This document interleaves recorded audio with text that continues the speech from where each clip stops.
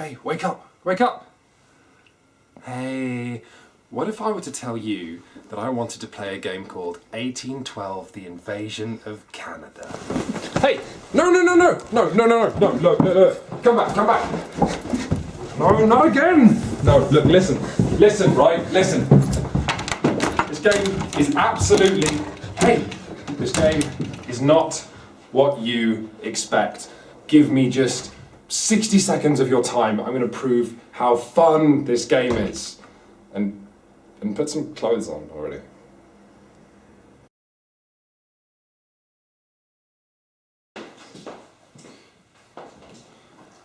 Okay, let's go. What you're going to be doing in this game is simulating the war between America and Canada in 1812. Now you're going to assume this game is stuffy and it's slow, and I'm going to tell you it's the opposite of those things. For a start, this is a game for exactly 5 players. That's interesting. 3 players will be taking on 2. That's interesting. And everyone will be controlling something unique, whether that's Native Americans or the ragtag Canadian militia. Now, what I'm also going to tell you is that this game is funny! Just like the War of 1812 was one of the funnier wars in human history, kind of, where Thomas Jefferson declared that taking Canada would just be a matter of marching, and then what actually happened is the British burned down the White House. Now, you're going to assume that this is a game of convoys and supply charts. What I'm going to tell you, the heart of it, is just laughing. There's one of your friends steers another friend into a horrible fight and then proceeds to run away, causing an awful lot of swearing. Wouldn't you want to play that? Time!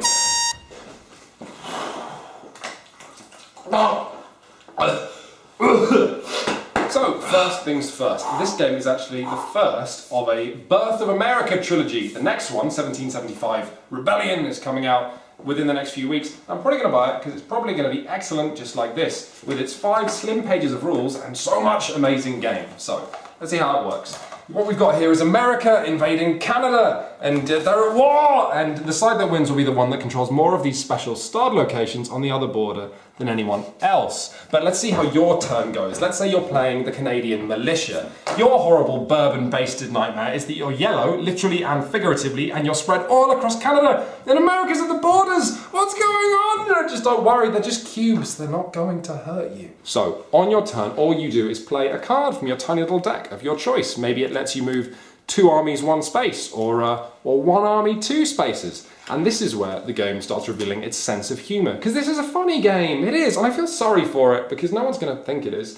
What counts as an army is any cluster of cubes that has just 1 of your colour in it. Which means your turn in 1812 will see your whole team begging, cajoling, pleading for you to listen to their logic. But ultimately, you can always just drive a whole wedge of someone else's troops into a fight. The most brutal combat America has ever seen. That's funny. And what's also funny is what happens next with the dice. So, like lots of games, 1812 works out combat with dice, and dice are neat. They're little game design tools, you know, they're random number generators, but they're fun for players to roll. But if I was teaching a game design course, I would use 1812 as an example of how to get the most out of dice, because this game just squeezes more fun from them.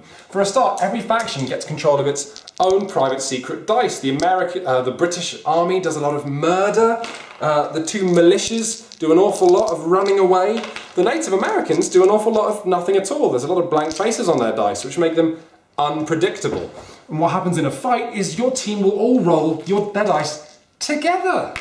Look at that. And then you can trash talk your friends as you say, do better, then the other side will roll their dice. And then you'll roll your dice again until no one's left standing, still, because they might be running away.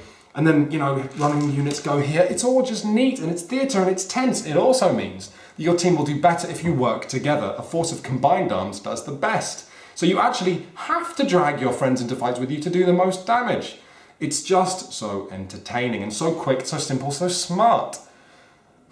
Okay, you've been very good listening to me talk about Canada. So here's like an intermission where me and Brendan did a let's play of a game called Jazz, which we got sent just this week.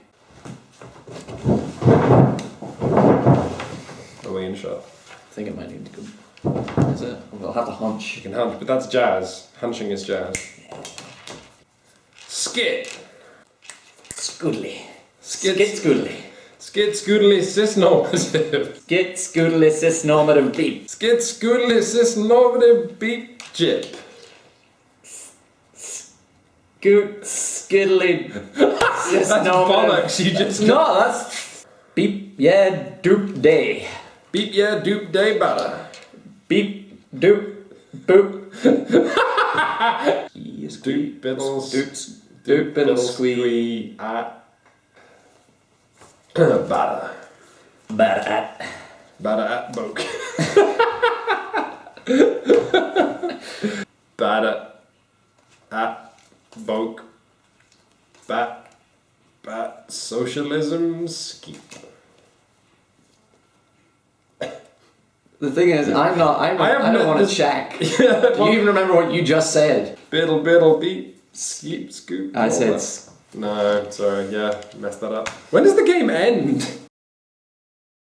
Right, yes, sorry, winning. So, the actual strategy of 1812. So, like I said, as you move troops into foreign locations that are important, you'll get a victory point for that, and likewise for the other team. Now, you might think this need to group cubes of different colours together is the rule that rules 1812, but no, the rule that rules 1812 that you don't realise at first is the fact that whoever's territory you're in hits first in combat. That's enormous. Americans in Canada will get whittled away. Canadians in America will get whittled away.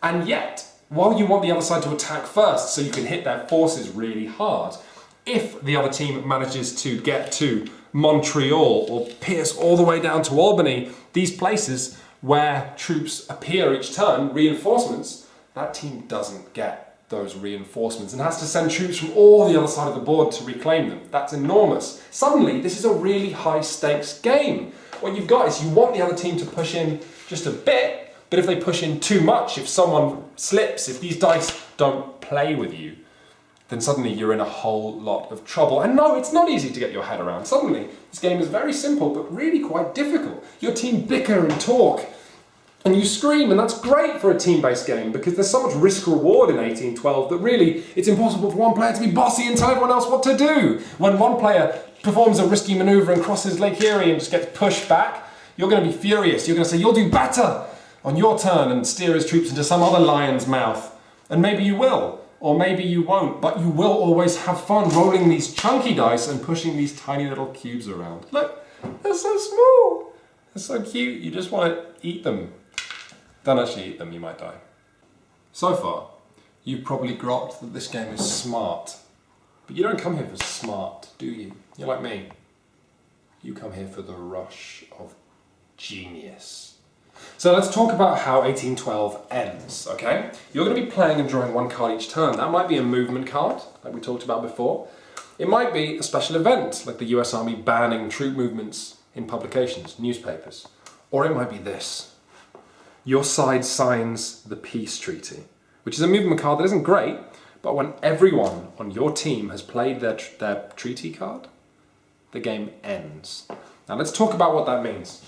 Let's say you're someone on the heroic Team Canada and America is dashing themselves against your borders and you're letting them. You're mounting a heroic defense, and while America is taking all of these precious objectives, they're also wearing themselves away. You're letting them take mile after mile of Canadian soil and trading it for their blood. Except suddenly, cha-ching, one of the American players plays their truce card, meaning the moment the other player plays it, the game ends. The board's changed, the game has changed. Suddenly you're in a desperate struggle to reclaim these places. Your own soldiers don't matter anymore. You just have to push, you have to move this quickly because the game could end any second. Now, let's say you're that American player who hasn't played their truce card yet. The Canadians are all surging forward, claiming stronghold after stronghold after stronghold after stronghold, dashing themselves against the US, wearing their own forces away. And you have to try and keep a straight face, because you don't have your truce card. You have no idea where it is. It's in your deck somewhere, and then the dice are rolled and all combat happens and it's all very exciting and you're giggling, except then on one turn, 2 Canadians played their truce cards. Suddenly you have to try and retake back all this territory and you don't know how you're going to do it, and the game's so tense. So, 1812, just a fantastic game. And weirdly, not the best first gateway Canadian war game we've looked at. A Few Acres of Snow is also an incredible war game that we looked at last year. Much more complicated, but just for 2 players. So whether you only have one friend, whether you have lots, whether you like complicated games or simple ones, you now have no excuse for not trying out this fabulous field of Canada-related war games, or just war games in general. If you've not read it yet, definitely go and look at our new columnist Matt Thrower's war game column, specifically the primer on war games. We are so proud to be working with a veteran war gamer. We're quite proud to. He's all right. Basically, he knows where we live.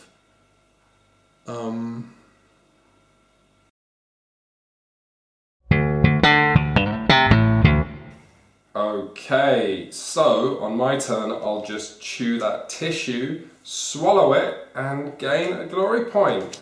That was a good game though. That was close. That was a good match. So, do you want to play again? No! No! No! No! Brendan! I said, do you want to play again? No! No! No! No! Brendan! I said, do you want to play again? Is this real?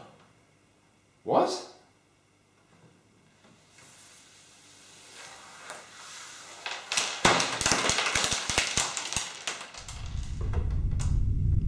I said, do you want to play again?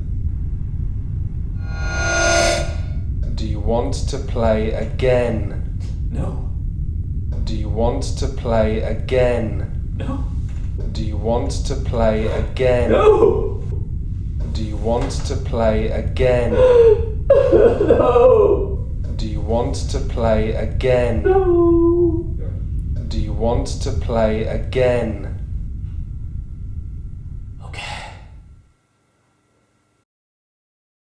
Okay, and I'll finish chewing the fridge, and that means I win. That was a close game though. Do you want to play again?